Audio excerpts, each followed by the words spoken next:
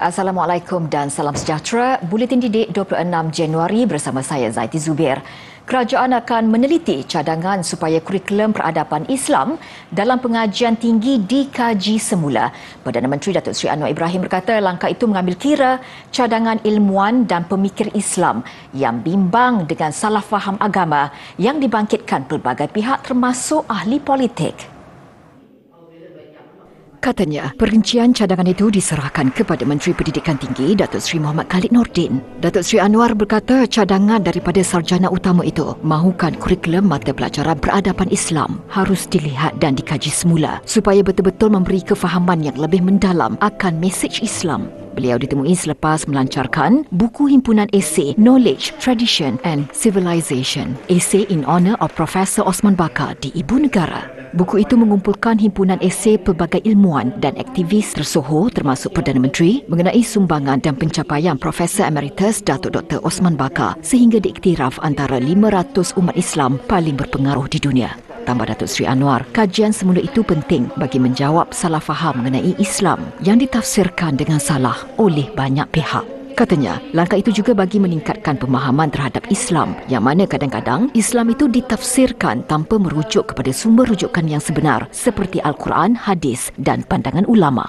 Turut hadir di majlis berkenaan ialah Menteri Pendidikan Tinggi Datuk Muhammad Khalid Nordin. Menteri Pendidikan Fadlina Siddiq siang tadi memulakan lawatan kerja 3 harinya ke Sarawak. Di hari pertama beliau di Bumi Kenyalang, Ahli Parlimen Nibun Tebal ini berkesempatan ke Sekolah Kebangsaan SK Sungai Liam dan SK Lepung Ajai di Miri. Kedua-dua sekolah ini dikategorikan sebagai sekolah kurang murid dan rata-rata muridnya tinggal di rumah panjang kaum Iban berdekatan.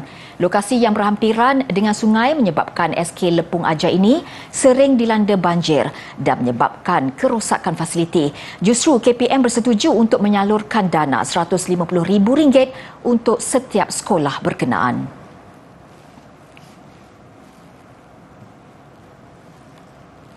Sekolah Kebangsaan Pauh di Arau Perlis memperkasakan kaedah gamifikasi menerusi aplikasi Minecraft sebagai amalan dalam sesi pengajaran dan pembelajaran PDP. Mulanya diharap menjadi suntikan motivasi kepada murid untuk hadir ke sekolah. Tetapi tanpa disangka ia menjadi medan murid mempertaruhkan bakat masing-masing hingga ada yang membawa nama sekolah ke peringkat kebangsaan. Amalan gamifikasi itu melibatkan keseluruhan 867 murid termasuk prasekolah dan lebih ditumpukan kepada murid di bawah program Pendidikan Khas Integrasi PPKI. Impaknya membawa kepada kemenjadian murid apabila seorang murid PPKI, Andy Ryan Rania Andy Julaini, dinobatkan sebagai Anugerah Duta Peringkat Negeri Perlis dalam Minecraft Challenge.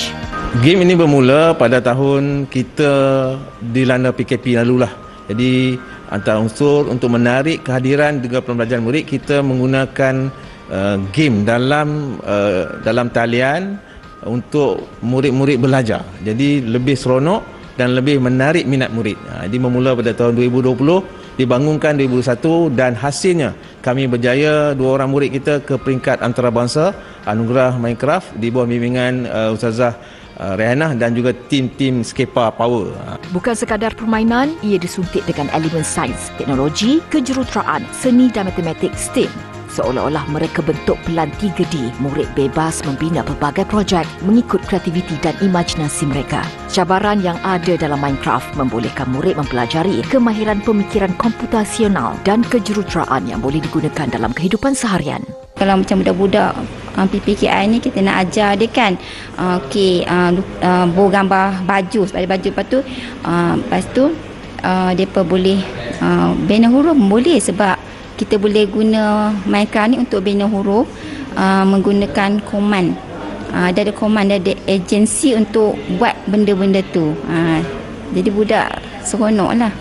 Saya rasa seronok, rasa gembira lah. Saya boleh bina rumah guna kreativiti saya.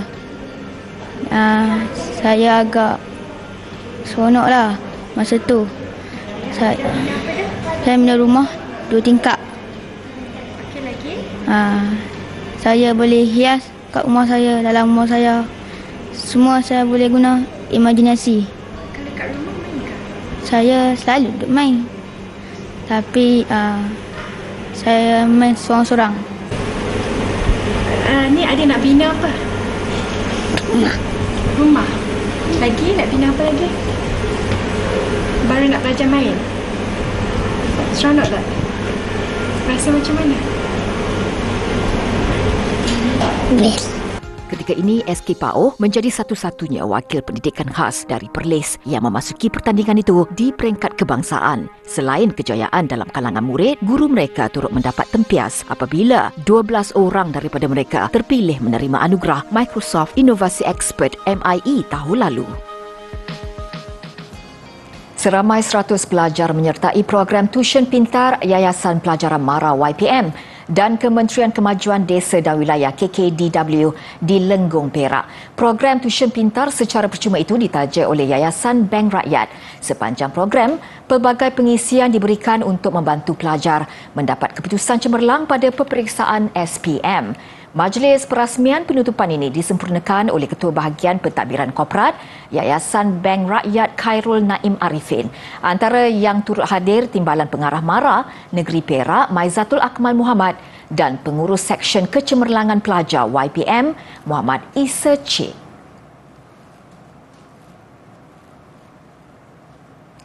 Duduk semeja dan meraihkan tradisi makan besar menciptakan memori manis kepada murid pelbagai kaum di Sekolah Jenis Kebangsaan Cina SJKC Simpang 4 di Perlis. Seperti pepatah serumpun bak serai, sesusun bak sirih, murid saling bermuafakat dan tidak kekok merayakan secara bersama. Program anjuran kali pertama itu berlangsung di Dewan Sekolah dengan disertai keseluruhan 113 murid terdiri dari kaum Cina, Melayu dan India. Tradisi makan besar yang sinonim dengan yisang itu digantikan dengan steamboat yang lebih digemari kanak-kanak. Suasana meriah semakin terasa apabila murid Melayu turut membawa kuih raya untuk dikongsikan. Hari sekolah saya ada buat jamuan bersama makan. Kali ini pertama. Boleh dengan Melayu makan bersama-sama. Hari ini kami kongsi pasai dengan kawan-kawan Melayu. Ya. Ya. Saya gembira. Rasa gembira. Sebab boleh makan ame-ame. Makan macam ni sebelum ni? Tak. Macam mana adik dapat kawan ajar ke?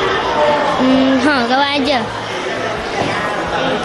Dengan cikgu. Guru besarnya Kuntik Singh berkata, penganjuran majlis itu merupakan inisiatif warga sekolah dalam memupuk keharmonian kaum. Mereka saling diajar untuk memahami adat, tradisi dan budaya kaum masing-masing. Lepas itu, anak-anak murid Melayu juga memahami pelajar-pelajar Cina bila mereka sambutan tahun baru Cina, proses dia macam ni dah. Biasanya ada makan bersama supaya mendapatkan hubungan. Itu yang pertama. Kedua juga program ini diadakan, kalau cik tengok dia ada bahagian lembaga pengurus PIBG dan cikgu-cikgu dan juga sokongan, staf sokongan kami AKP dan juga kebersihan keselamatan semua kami gabungkan dan kami jemput semua bersama untuk memesrahkan majlis ni, steamboat ni supaya kami dapatkan hubungan dan akhirnya wujudkan pasukan SJKC Simpang 4 yang padu. SJKC Simpang 4 mempunyai seramai 69 murid Cina, 41 murid Melayu dan 3 lagi murid India.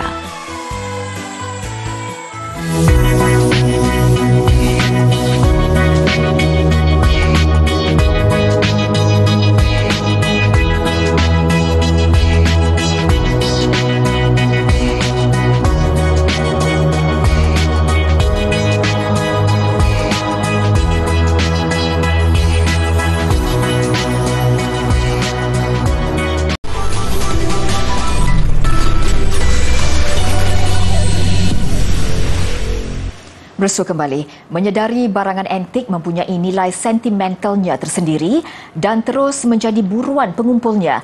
Muzium Negara sekali lagi menjadi lokasi pilihan penganjuran aktiviti jualan berkonsepkan barangan itu.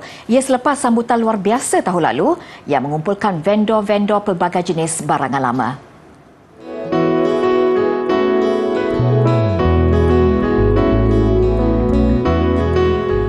Menurut penganjur Azman Alias, kehadiran pengunjung amat memberangsangkan sehingga mendorong mereka untuk meneruskan aktiviti jualan itu setiap tahun. Ada peningkatan lah dari segi pengunjung. Jadi kalau untuk event yang akan datang ni mungkin kita akan buat berdasarkan tema. Contoh macam tema toys. Jadi kita akan dapat lebih pengunjung lah. Di kalangan pengunjung yang ditemui, ada yang menganggap mengumpul barangan lama bukan hanya satu kepuasan atau keseronokan. Manfaatnya akan lebih terasa apabila ia mampu dijadikan duit sampingan juga. With coin and banknotes is that with over time the price goes higher. So it's the opposite of expiry date. So as the longer you keep, it doesn't go bad or it spoil, it gains value. Well, I usually sell and buy. So there are many people who want to buy and they don't know, people want to sell and they don't know where to sell. So they just come to me and then they show me photos and I'll give them a rough amount, and then if they agree, Lain pula bagi pengumpul stem ini. Baginya sangat paling mengujakan apabila dapat berkumpul bersama mereka yang mempunyai hobi yang sama. Tambahan pula, ini peluang untuk mereka bertukar-tukar barang yang dimiliki mereka sesuai dengan minat masing-masing. Kalau stem ni saya kumpul daripada saya sekolah rendah lagi lah. Tapi kalau yang lain saya kumpul bermula daripada tahun 2018. Jadi ini adalah koleksi-koleksi yang sangat lama dan kebanyakannya adalah hasil daripada saya mengumpul. Dahulu kita main macam tukar-tukar. Sekarang kita boleh beli ataupun kita pergi ke negara tu, kita beli di pasar-pasar karat di sana lah. Kita ada satu convention lah untuk World Stamp ni daripada tahun 2014. Jadi dekat sini kita boleh jumpa dengan kolektor-kolektor seluruh dunia berkumpul di waktu tu di KLCC.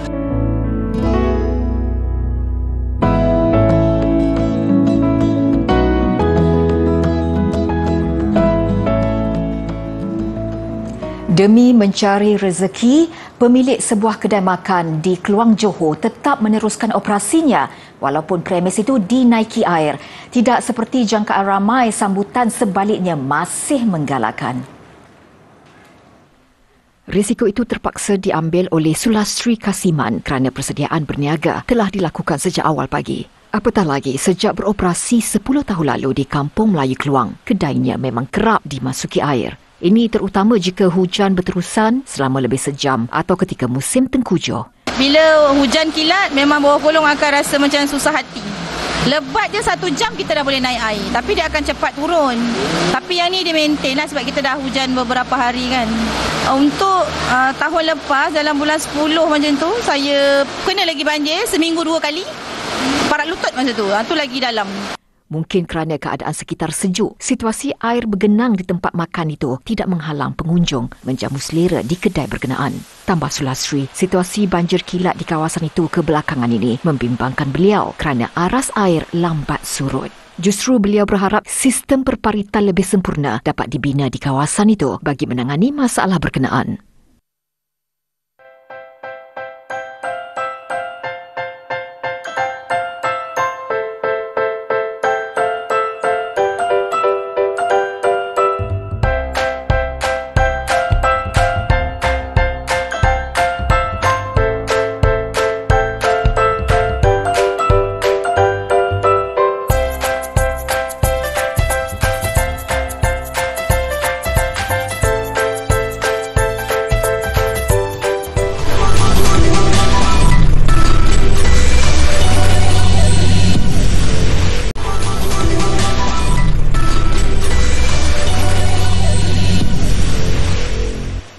Laporan luar negara, makmal-makmal di Tanzania dan Kenya kini giat melatih tikus supaya ia mampu menghidu penyakit batuk kering. Langkah itu diharap dapat membuka jalan kepada bagaimana wabak batuk kering boleh dikesan. Ujian dilakukan susulan kejayaan tikus mengesan periuk api. Untuk tugasan ini, hanya tikus jenis African Giant Pounce atau penumbuk gergasi Afrika digunakan. Projek dikenali sebagai APOPO, hasil kerjasama dengan sebuah pertubuhan bukan kerajaan di Belgium. Menurut pengurus program itu, Joseph Soko, ketika ini 21 pusat perubatan di ibu kota Dar es Salaam menggunakan khidmat tikus bagi mengesan penyakit batuk kering. Keupayaan tikus dalam mengesan patogen adalah tinggi kerana kepekaan mereka yang sangat mengagumkan terhadap bau. And we found that the accuracy of these rats as compared to culture was 75%. we are planning to do another bet accuracy study. We hope that because the initial accuracy study, they have some shortfalls, we think we will do another accuracy study, and we hope the accuracy the sensitivity of these rats can reach 90%. Soka berharap amalan menggunakan tikus dalam mengesan punca batuk kering akan dibenarkan oleh Pertubuhan Kesihatan Sedunia WHO apabila tahap keberkesanannya sudah pun mencapai 90%. Ini selari dengan syarat yang ditetapkan Badan Dunia itu dalam setiap kelulusan amalan kesihatan mereka. Menurut WHO, 1.6 juta penduduk dunia maut akibat serangan penyakit batuk kering pada tahun 2021. Langkah sebuah sekolah di utara California memperbaharui menu di kantin kepada makanan bertaraf restoran pantas menambat hati pelajarnya. Untuk makan tengah hari, hampir semua menunya akan disertakan sekali sama ada dengan sayur dan buah-buahan tempatan atau daging daripada binatang yang hanya memakan rumput. Langkah itu dilakukan pengurus kulinari Sekolah Tinggi Mount Diablo, George Jesand, yang berpengalaman sebagai tukang masak di beberapa buah restoran berstatus Michelin. Dan meskipun ia baharu di peringkat percubaan, pelajar sekolah Mount Diablo menerima langkah itu dengan positif. Serving this on a regular basis demonstrates and proves to us as students that we're being seen, we're being valued, and we're being respected. Inflasi dan masalah tidak diduga kesan daripada pandemik COVID-19 menyebabkan langkah itu sukar diteruskan. Tambahan pula, California adalah antara beberapa negeri di Amerika Syarikat yang masih menyediakan makanan percuma kepada pelajarnya. Di kebanyakan negeri lain, makan tengah hari perlu dibayar. Ini terutama sejak berakhirnya program bantuan makanan daripada Kerajaan Persekutuan. Isu utama lain ialah kegagalan pihak kantin sekolah menyediakan makanan sendiri. Ia susulan larangan dari tahun 1980-an bagi pihak kantin sekolah untuk turut mempunyai tempat memasak. Ini jelas bertentangan dengan dapatan kajian bahawa kos penyediaan makanan dari peringkat awal adalah lebih murah berbanding yang telah dibungkus. Di beberapa sekolah di daerah lain di Amerika Syarikat, jumlah kantin sekolah yang menawarkan makanan ala restoran terus bertambah. Cuaca sejuk melanda China menyebabkan sesetengah kawasan di selatan Fujian membeku. Beberapa kawasan dalam daerah itu diletakkan pada tahap berjaga-jaga peringkat oren. Mengikut stesen televisyen CCTV, kawasan hutan simpan pergunungan Wuyi antara kawasan paling teruk terjejas. Di timur wilayah Jiangsu, suhu dicatatkan negatif 10 darjah Celsius. Beberapa kawasan di pantai Lian Yugang membeku. Cuaca sejuk itu mula melanda China sejak hujung minggu lalu dengan Bandar Mohe di utara negara itu mencatat suhu paling sejuk pada negatif 53 darjah Celsius pada Ahad. Keadaan turut membabitkan sebahagian besar utara Asia dengan sebahagian Jepun turut diliputi salji tebal.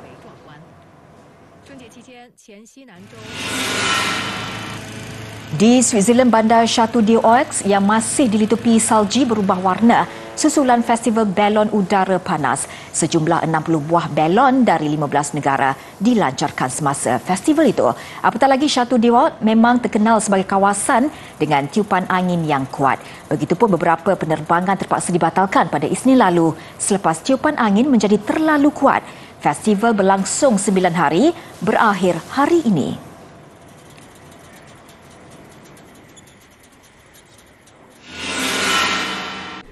Baju yang digunakan Jill Biden ketika mengiringi suaminya, Joe Biden, mengangkat sumpah sebagai Presiden Amerika Syarikat kini boleh ditonton khalayak ramai. Turut dipamerkan baju yang turut digunakan beliau semasa majlis itu. Ia dipamerkan pada pameran koleksi wanita pertama Amerika Syarikat di Washington DC. Beliau yang hadir ketika pelancaran pameran itu berkata, baju yang digelar Hearst itu mempunyai bunga-bunga dari seluruh negeri dan wilayah di Amerika Syarikat. Ia adalah simbolik kepada perpaduan. Pameran koleksi wanita pertama ini mengandungi 27 pakaian dan lebih 160 objek yang digunakan oleh wanita pertama Amerika Syarikat. Ia mula diadakan sejak tahun 1914.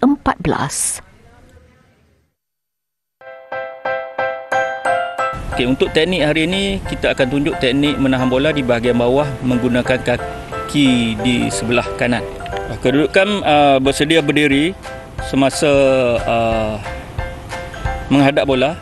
Goalkeeper melakukan pergerakan menyelamatkan bola ke sebelah kanan. Goalkeeper perlu menggerakkan kaki kanan dengan menggunakan sedikit kekuatan daripada kaki sebelah kiri. Sementara itu, goalkeeper perlu fokus dan memberi tumpuan kepada pergerakan bola yang datang dan kedudukan kepala di atas bola semasa aksi menahan bola. Kedudukan pinggan dan bahu dihalakan ke arah bola yang disasarkan. Aksi menahan bola bawah menggunakan bahagian medial kickers adalah teknik yang baik. Selepas menahan bola, goalkeeper perlu kembali kepada posisi ready position untuk menerima pukulan second ball ataupun rebound ball.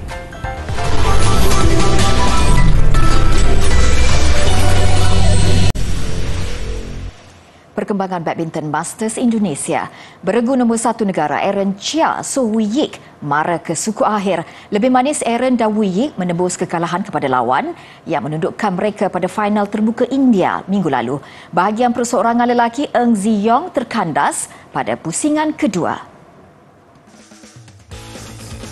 Selepas dikejutkan gandingan China Liang Weikeng Wang Chang pada aksi final terbuka India minggu lalu, Aaron dan Wee Yik pilihan keempat berdepan lawan sama pada pusingan kedua pagi tadi. Nyata pasangan negara yang kini menghuni ranking kedua dunia tidak lagi memberi ruang buat lawan mereka. Aaron dan Wee Yik mengesahkan kemarahan apabila menang straight set 22-20, 21-13.